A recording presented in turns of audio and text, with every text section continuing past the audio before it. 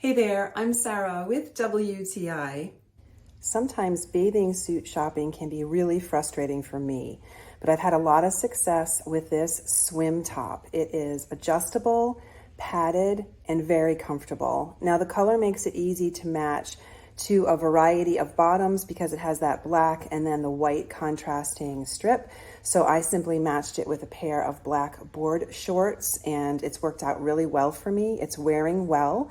I also can say that it works well when it gets wet. Sometimes a bathing suit can look good, but then when you actually get it wet or try to swim in it, oh, it's a disaster. But this swim top stays in place. It's supportive, but not too tight.